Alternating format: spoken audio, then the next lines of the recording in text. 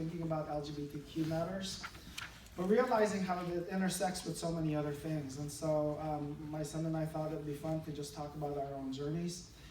We have similar stories, but yet very distinctly different. And so Drew will go first, and then I'll come up. And if we have time, we'll do a Q&A at the end. Okay, so this is Drew Cortez, and he's a student at Seattle Pacific University.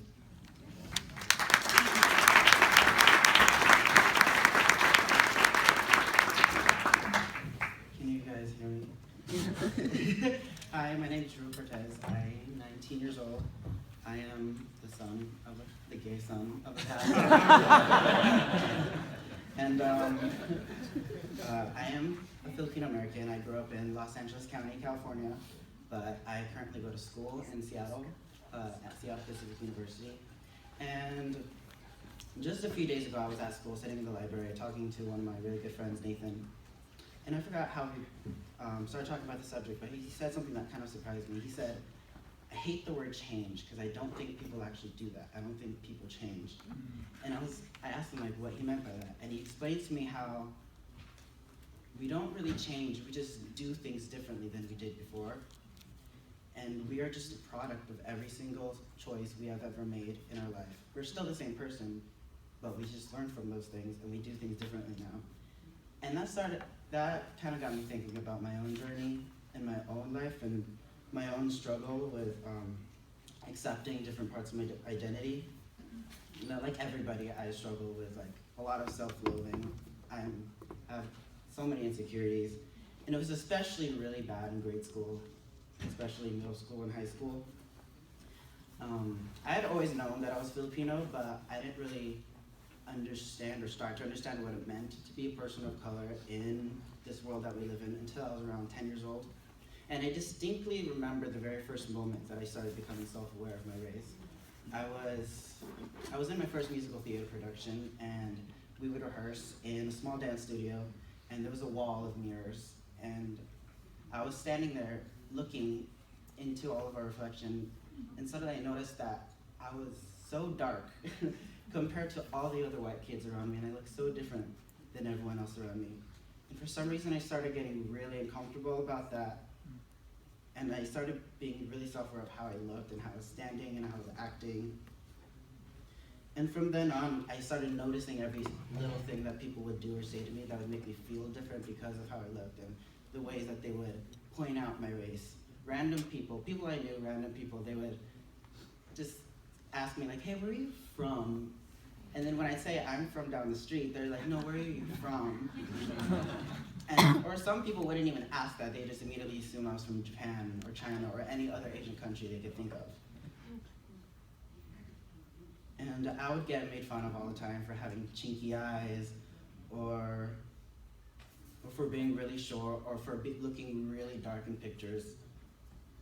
And sometimes people even call out the little things I did, like apparently I'm not supposed to eat with a spoon and fork while eating steak. Because it's too foreign, even though I was born here. And I remember constantly having the same daydream over and over again. It was always me waking up in the morning, going to the bathroom and looking in the mirror, and having white skin and looking completely different. And to be white was like a real thing I yearned for. I thought that if I was white, I would be happy because I saw all these other white kids at school and everywhere around me so happy with all these friends, so well liked, and they never had to worry about people asking invasive questions or making offhand comments about your appearance. Even at a young age, I was able to see just how different people would treat me because of my race. I didn't feel like an equal to my peers because they didn't treat me like an equal. I thought if all that internalized racism and self-hate wasn't bad enough, it got even more complicated and worse when I started realizing my sexual orientation. Back when I was straight, thought I was straight. I was very performative in my heterosexuality because my only understanding of like romance and things were just things that I would see in like the media and like with the people around me. I was socialized to think that being straight was the norm and that everyone should be straight, and since everyone is straight, you should act a certain way. So every time I had like a close friendship with a girl, I would think, oh, this is what it means to like someone. This is a crush. But whenever I had a friendship with a boy, it would feel a little bit different, a little bit more intense, and I thought, wow, I really want to be friends with this boy. I really want to be friends with this boy. Then when I was 13, I got really close to this one girl, and I found out that she liked me, and I was like, okay, she likes me, and I like hanging out with her, so I guess I like her too. And so we started dating as much as 13-year-olds can date. But then something was off there, because while I was with this girl, I was constantly thinking about my best friend at the time, a boy, and how he made me feel a little bit funny and different, and in ways that I didn't feel when I was with the girl. And then I had that moment. I'm sure all of you guys have had this moment where you're like, oh, where it's like, oh shoot. Maybe I'm not straight. What does this mean? Am I gay? What does it mean to be gay? Maybe I'm not gay if I don't do anything about it and if I don't act gay. So I just won't do anything about it. And so that's what I did for a while. I just kept suppressing those feelings, and just every time like I felt a little spark with someone, I would just project it onto something else, or I would just keep suppressing. But then just by simply acknowledging the fact that I could be gay just sparked a fire in me that only kept growing and growing. And the bigger the fire got, the more afraid I became, because the fire was just burning everything around me, and I didn't know how to control it. And I didn't necessarily have anything against like gay people or LGBTQ plus people, but I just knew that I didn't want to be a part of it, because I saw that the way they were treated in the world.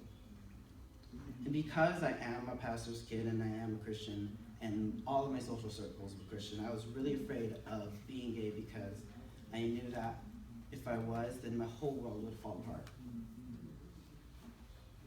And I was already struggling with hating myself for being Filipino. I didn't want another label on top of that to complicate things even more. Another thing to make me more different than I already was. So I kept trying to be straight and suppressing my feelings, but the more I resisted, the worse it got. And in high school, I was in a really, really bad place. I was so drained and exhausted from feeling like I was less than because of the color of my skin. And I was exhausted from trying to keep changing who I was inside. And I didn't know how to deal with any of this, because I didn't have any role models to look up to. I didn't have anyone to talk to about this. And so everyone goes through this, where they go to bed every night praying that they wake up straight. But God didn't answer that prayer, at least not in the way I thought He would, or in the way I wanted. I kept asking God, why isn't this working? Why am I still the same? Why am I waking up feeling so unhappy all the time? Why are you doing this to me? But like I said, God did answer the prayer, just not in the way I wanted. It was like He was saying to me, hey, I'm not the one that's trying to change you. You're doing that to yourself. I made no mistake in creating who you are, so sooner or later you're gonna have to deal with it. And for so long I would just ignore that prayer. I would ignore that answer, because that's not what I wanted for myself. But eventually I thought, what the hell, let's give this a shot, God, if this is what you want. I thought about all the reasons why I was so unhappy with myself and what I can do to fix that. And at the time, my biggest problem was that I kept trying to change, kept trying to suppress. So I decided to see what would happen if I just stopped doing that, if I just let myself feel and let my emotions happen naturally. And slowly but surely, I started to get more comfortable with the label gay, and it was both terrifying and worrying. And one night when I was 15, I was finally able to say to myself, I'm gay. And it was the first time I was ever able to go to bed with a smile on my face. And when I get really excited about something, I don't like keeping it to myself. I like just like shouting it from the rooftops and telling everyone about it. So over the next few months, I came out to a few friends and my whole family. And when I was 16, I came out publicly with an online video. And I finally got a taste of what it was like to be somewhat happy with myself. But like what we learned in the session earlier, God afflicts the comfortable. Because my dad was a pastor, and around the same time I came out, he had told the whole church that he was affirming. And that caused a lot of tension in our church and a lot of conflict. And he almost got fired, and eventually half of the people in our church left. And I felt like it was all my fault. And with my school, I went to a very conservative school. When they found out, they started this narrative that painted me as like a burden to all the other kids and a problem to all the other students. And they also told me that you could be gay, as long as you're enrolled here, you could be gay, you just can't do or say anything about it. Which is basically telling like a baseball player, you could play baseball, you just can't pick up a bat ever. And I felt like a toxic person, and because I found out that behind my back, they were telling all my friends and their parents to keep their distance from me because they didn't want to be influenced by me in any way. And eventually they found out I wasn't completely abiding by their rules, and so they kicked me out after my junior year of high school. It took me a while to realize, but then I realized that being kicked out of that school was actually a blessing in disguise because it gave me room to be on my own and really evaluate myself. Those things I was told about being a burden, being toxic to people, really stuck with me, and it added a new layer to my self-loathing. I was told these things so many times that I started believing and telling them to myself. And I went into one of my worst depressive episodes after that, and I thought, and I wasn't happy with myself. I needed to do something. I needed to start making different decisions. And with a little bit of help from my family and the few friends that stayed with me, I was starting to take pride in myself once again.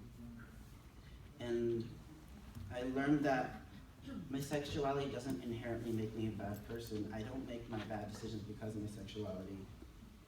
I only felt this terribly about myself because somebody had this preconceived judgment about this part of my identity that they knew nothing about, and they mistreated me because of it. And even though I started taking pride in being gay, I still had trouble being Filipino. I knew how to accept and tolerate being queer, but I didn't know how to do that with being brown just yet. And it got a lot more complicated when I started participating more in the LGBTQ plus community. Because I would always hear and see like gay guys say things like, no Asians, no blacks, no Mexicans, no fats, no femmes, mask for mouth. And it seemed like the only representation the queer community ever got was a cisgender white gay male with like a nice body. And for anyone that doesn't meet any part of those criteria, it makes you feel really undesirable and unheard because you're not represented. It really makes you wish you looked just like the guy on that Out magazine cover. And as a person of color, not only am I oppressed and discriminated in the dominant culture, the whole world, I'm oppressed and discriminated within my own community, a place where I'm supposed to feel safe and loved.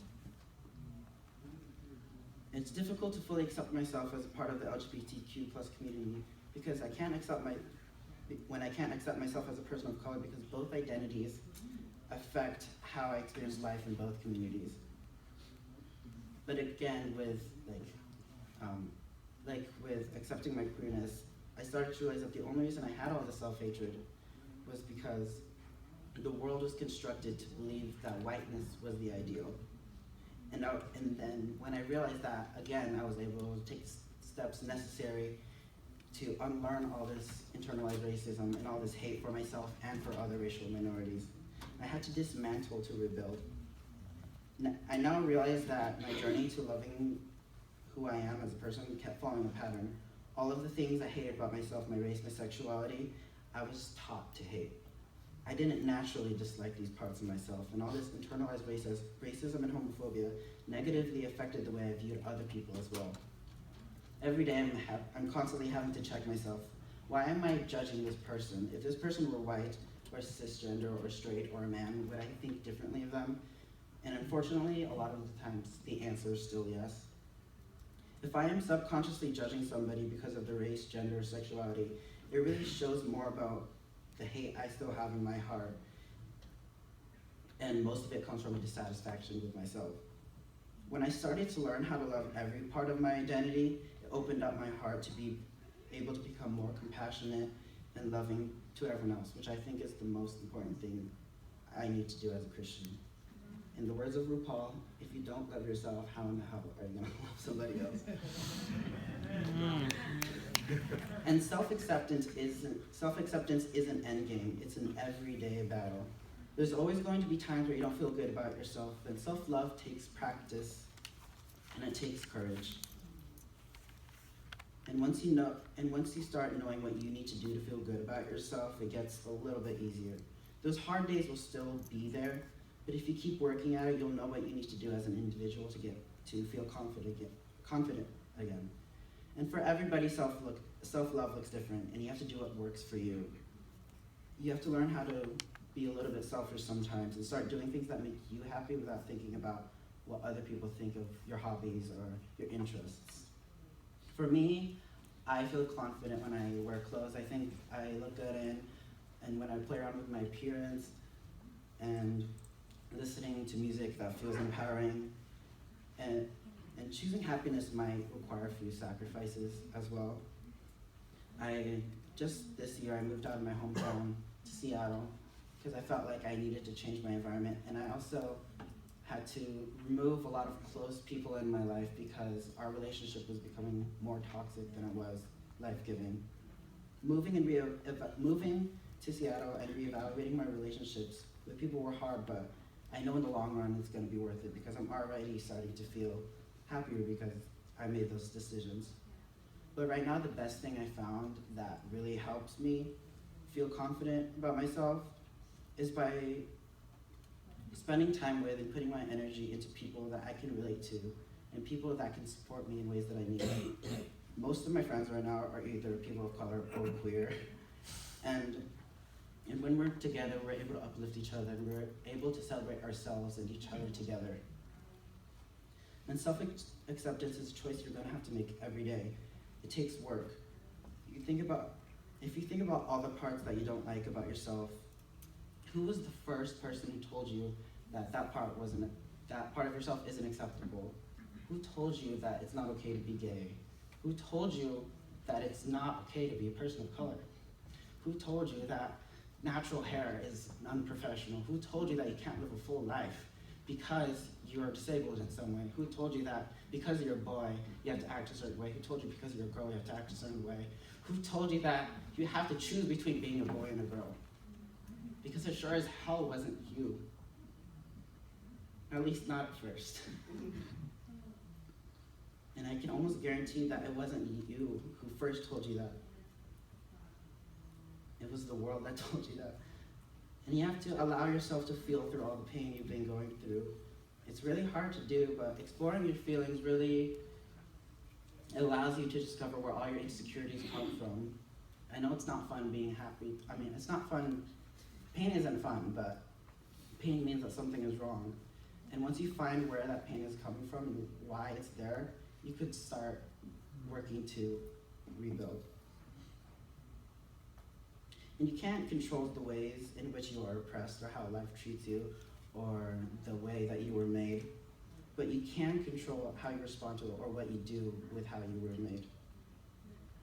You can either let it eat you up and run your life, or you could say, no, I'm not okay with how I'm being treated. I'm not okay with my life right now. And you could fight against it. And right now, I think you can honestly say that I am content with the life I have right now. I'm happy with the person I am. And I look forward to where God takes me in life. And I've gone through enough heartbreak and emotional trauma to know that happiness isn't forever. It's not a destination, it's a process, it's a phase. And I know that in the future, whether it be in a few days or a few months, I'm going to go back into the place where I start really loathing myself and being really sad again. But at least I know that I can use how I feel now as a reference, and I know that it is possible to be happy again. And going back to what my friend Nathan said about people never changing, I think there is some truth in what he said, because I am still the same insecure kid I was years ago, even though I am happier now. But those fears and doubts about myself are still there, but I just deal with them differently than the way I used to.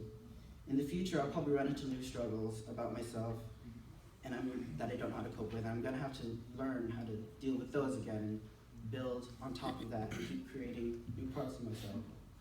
But when that time comes, I'll just have to be courageous again, lean into the pain and discomfort and the suffering so that I can keep growing. And that's my story. Thank you.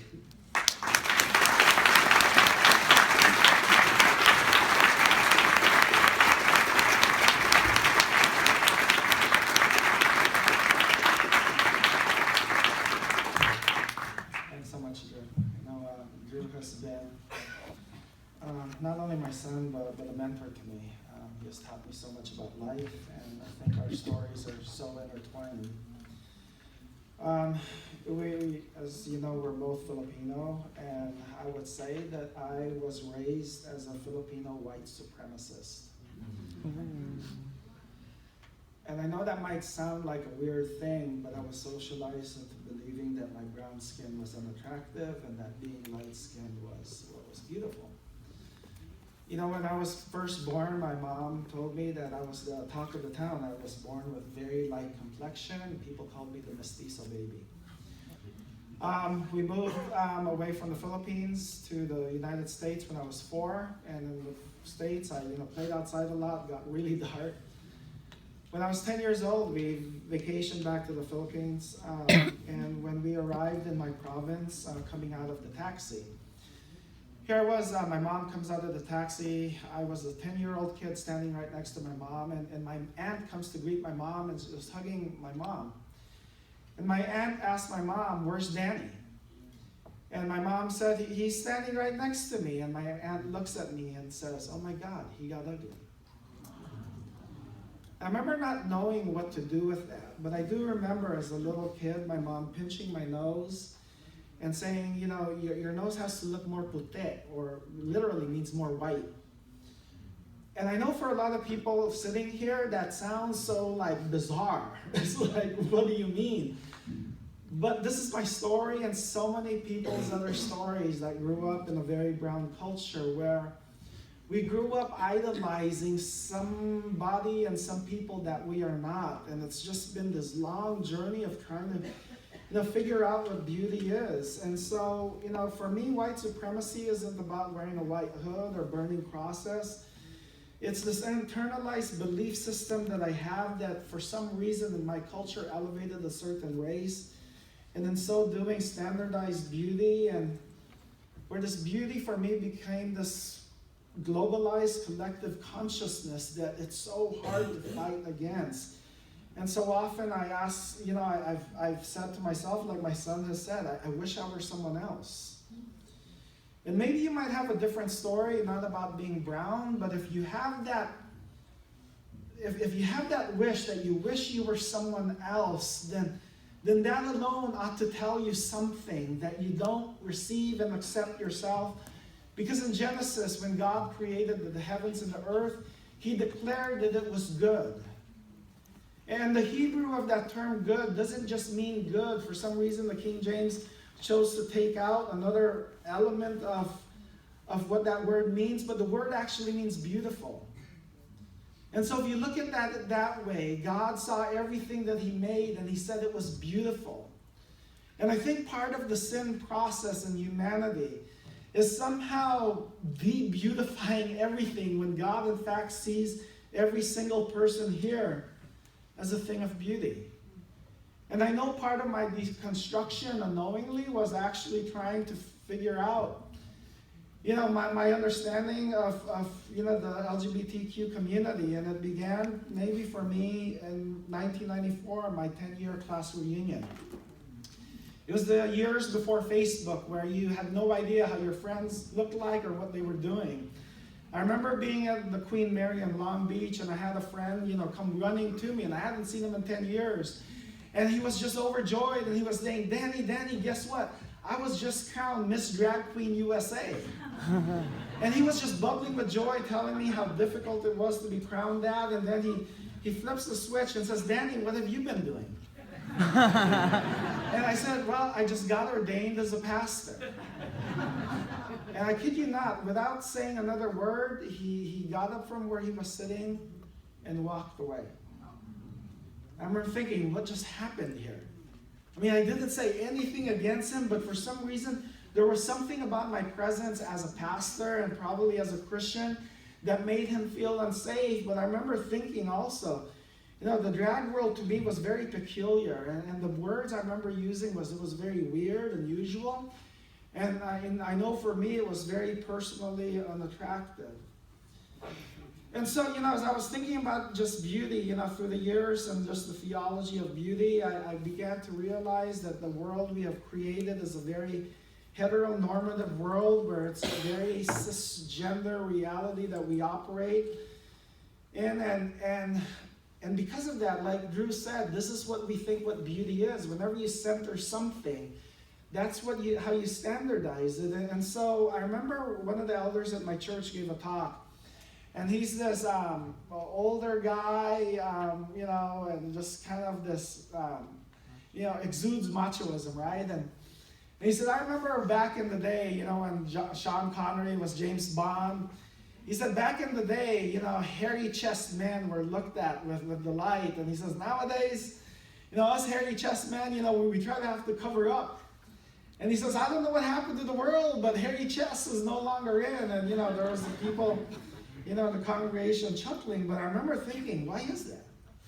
Why did, you know, hairy chests was so popular one day and then out the next and then popular again, and there's just this kind of cycle. You look through beauty pageant pictures and they change, right? From you know, decades ago to now, the beauty has changed, and it's made me wonder why it's so shifting and who creates the change. The last Super Bowl in 2016, during the halftime show, Beyonce, Coldplay, and Bruno Mars performed. And if you don't know, Bruno Mars is half Filipino, and it's something that, you know, my community goes, yeah. But one of my sons, DJ, the oldest one, he had a friend tweet, and she said, Bruno Mars is amazing, too bad he's short. And so DJ tweets back, yeah, because mainstream media definitely needs more people to promote the same standards of beauty we're fed every day. And then my second son, Derek, said, yeah, DJ, Drew and I were watching, and I literally said, we're the same height. And in the joke, half-joke manner, we said, made me proud to be 5'4". And then DJ retweets, or tweets, representation matters. Shout out to Kuya Bruno for being brown and short like the rest of us people. And then Alyssa, my 14-year-old girl, tweets, beauty standards are just a social construct. You were made beautiful. Embrace your difference. I thought, wow. And so me and my wife were looking through these tweets thinking, you know, there's something we learned in this thread. And then Drew retweets his little sister and says, when your little sister is smarter than most adults you know.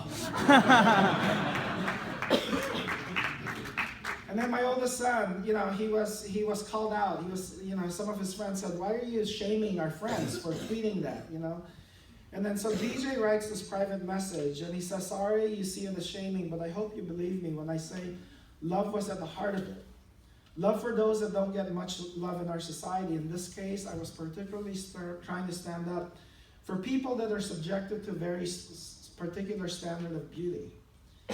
I come from a community that has never seen us good enough for reasons that we have no control over. Our color, our height, our noses, the list goes on. We're almost never on TV, never in movies, never on the radio. We're never on the cover of magazines. Do you know what that does to a person I grew up believing that I could never be the hero in a movie or the scientist that saves the day. We can't escape these messages, and I'm at a point in life where I'm realizing that if no one speaks up, then nothing will change. To use your terminology of shaming, Bruno Mars was publicly shamed. He is publicly shamed almost every time he is on TV, and I am shamed an extension. More importantly, my community is shamed. If we don't speak up for ourselves and tell ourselves that we are beautiful, then no one ever will.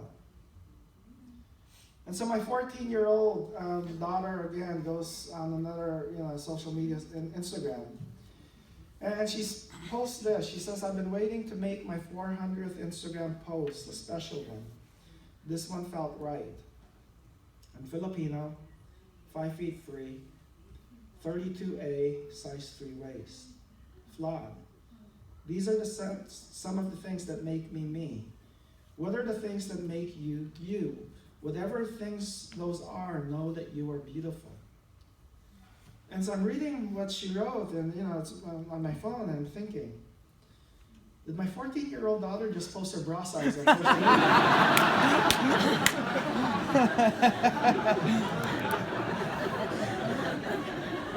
And I'm trying to wrap my head around this because I'm realizing, but wait, she's saying she's 32A and she's okay with it.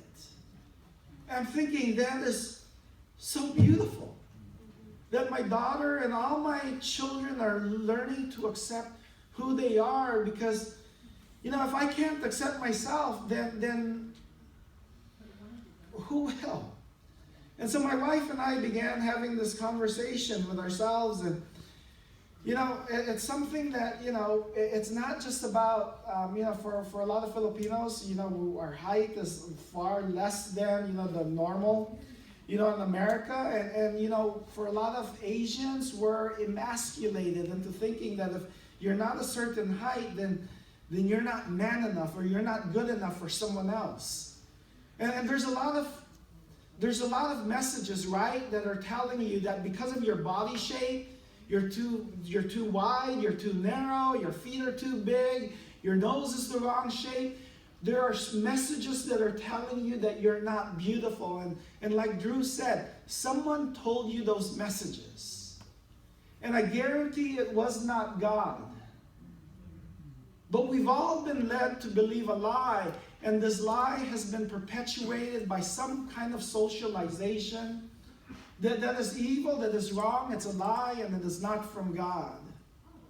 And I know that these things, are so oppressive and so hard to understand that we don't even realize that we're living inside this real problematic system of oppression. But Ephesians 6 says, for our struggle is not against enemies of blood and flesh, but against the rulers, against authorities, against cosmic powers of present darkness, against the spiritual forces of evil. And so we often spiritualize these texts, meaning there's like angels and demons and things like that. And yes, but there are also spiritual, systemic forces of evil that are at work in our socialization that is telling you that you've got a problem. And part of it, I think, is to realize that, if I can't accept myself for who I am, if my wife and I can't accept our own bodies, then what makes us think that when we speak to our kids and tell them you're beautiful, that they'll believe us if we can't accept it in ourselves? It has to begin with us. And earlier I talked about my drag queen friend.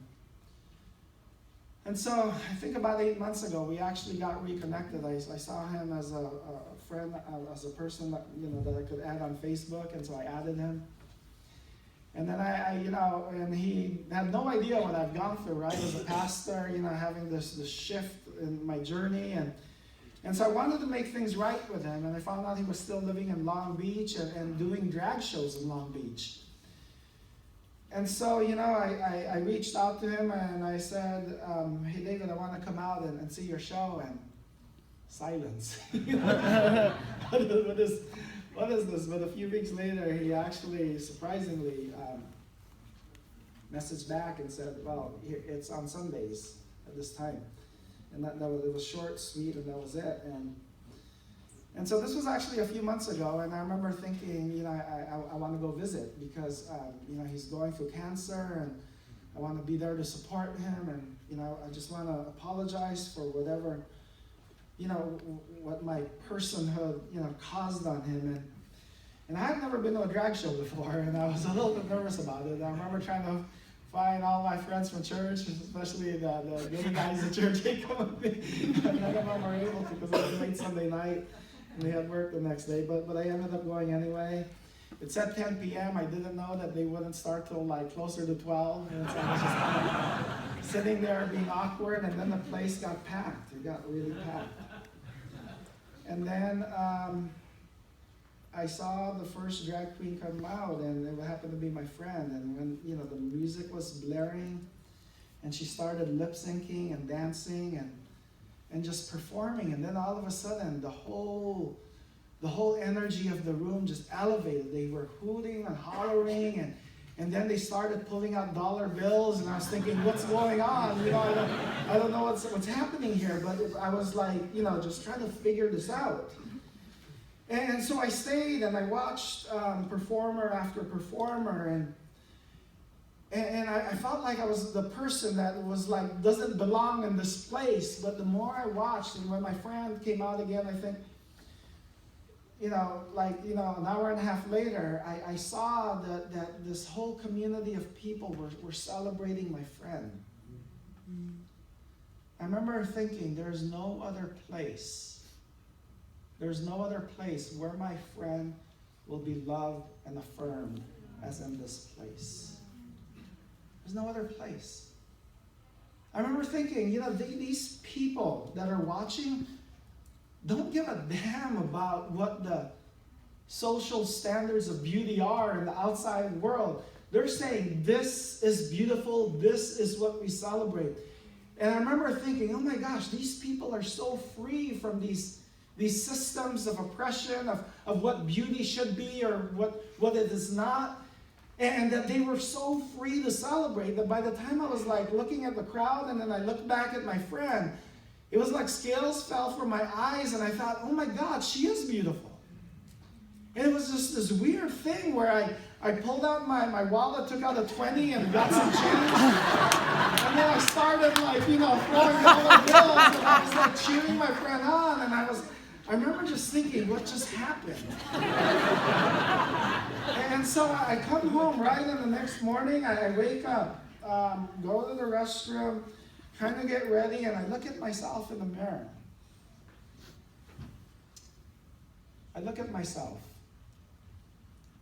and I say, you are beautiful. For the first time in my life,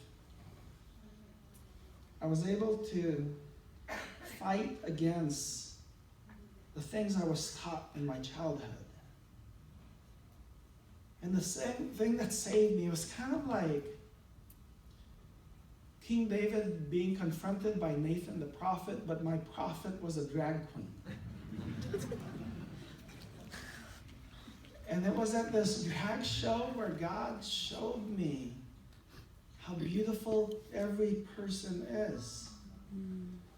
I remember a friend of mine who was a teacher in an elementary, and she was having a conversation with this 60-plus-year-old principal in her school. And this principal said to her, as a 60-some-year-old woman, I still wear shoes that cover my feet. Because when I was 6 years old, there was a 6-year-old girl that made fun of my feet. And when I'm thinking of that story, I'm thinking the craziness of that. That the 60-year-old woman is still allowing a 6-year-old girl to inform her perception of her body. And so for me, it was dealing with a lot of my color and height and nose issues. But I know for a lot of us, it's other things. Some people have said your nose looks funny. Some people have said to you, your post-baby shape, you need to get into this certain look. For some of you, it's, the way your hairline is receding. Whatever it is, if there is something telling you that you are less than, it is not from God. Because God sees every single person here as perfect and beautiful. And if we can't begin to accept ourselves for who we are, then who will? And the problem with not accepting ourselves is by default we continue to perpetuate that socialization of beauty. We pass it on to our children and their children. We pass it on to our whole network of friends.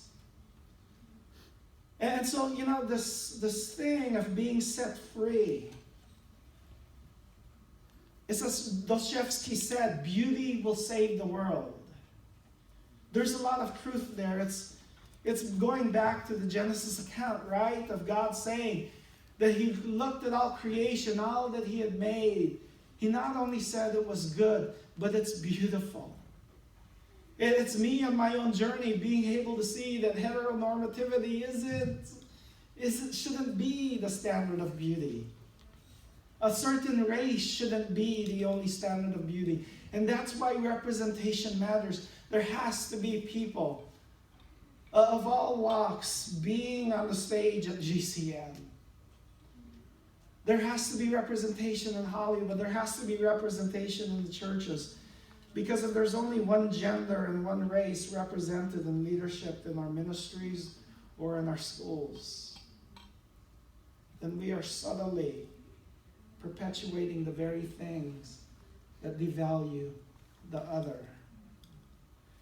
And so I hope that if any of you ever look in the mirror or feel like, I just don't like myself,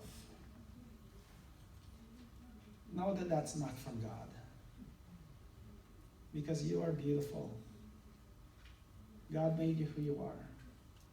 And I hope somehow in your own journey of transformation, you can begin to deconstruct. Because once you accept your own beauty, it's so far easier to love your neighbor as yourself.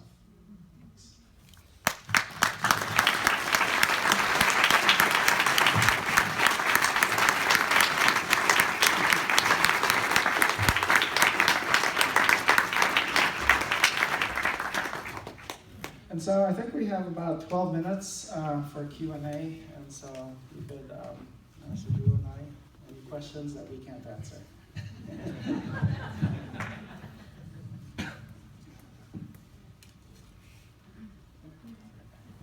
you explain, I think you said it's called the Third Way Church. Is that an accepting, affirming church? So a Third Way Church is a place.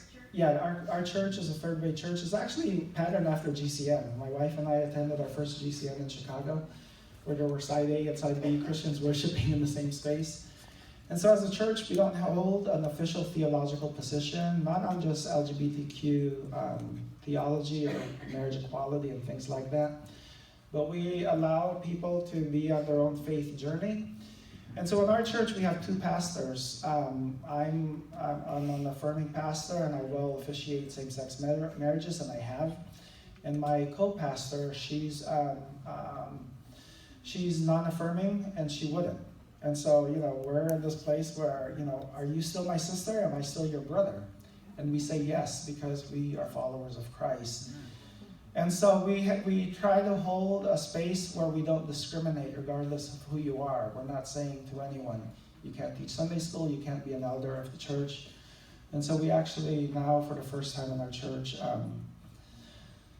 have a lesbian elder at the very highest leadership of our church. And so, and so that's what Third Way looks to us, and every Third Way church will be a little bit different.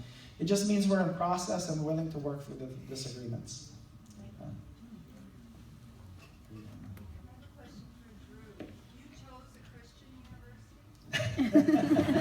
Yes.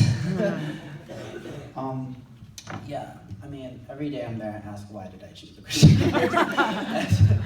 But then, like what my dad said, representation matters, and if I'm not there to represent the people of color and represent the queer people and represent the queer people of color, then who will?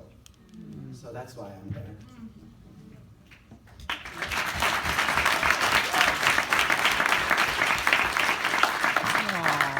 This, by the way, is our family, so we're all kind of the same height. And for the first time, I really say it's a beautiful, perfect height. Drew is on the left. VJ is my oldest son next to Drew, and my wife is Abby. And then that's me, then Derek is my second son, and Alyssa is on the right, far right. Have we had a question there? Yeah, how was your, like when you came out, like, how was your spiritual journey in relation to God, you know, how he was there with you? I feel like my spiritual journey is a little bit different than like a lot of gay people, because I never thought that God hated me. I like always knew he loved me. And when I did feel alone, he was the only person I could turn to. And it's not like with like just faith and like Christian conservative circles in general, I never, regarding my sexuality, I never had a problem with God. It was always his followers I had a problem with. So yeah. And so yeah, I feel like just in my own relationship with just me and God, it did have it always has its struggles, but it wasn't like too traumatic, if that makes sense. Yeah, and your relation to your theology perspective, how did that, like, how do you resolve that, or you can make that conclusion? I'm actually still like, that's still something I'm still like working through. There's like, especially at my school, there's like gay Christians there, and they each have like different stances, and we're able to talk about it, so that's still something I'm in the process of. I'm sorry, I realized you might not have heard the question. So it's about why do you choose a Christian school is one of the questions, and what's your theology and things like that. We'll try to repeat the question so you can hear.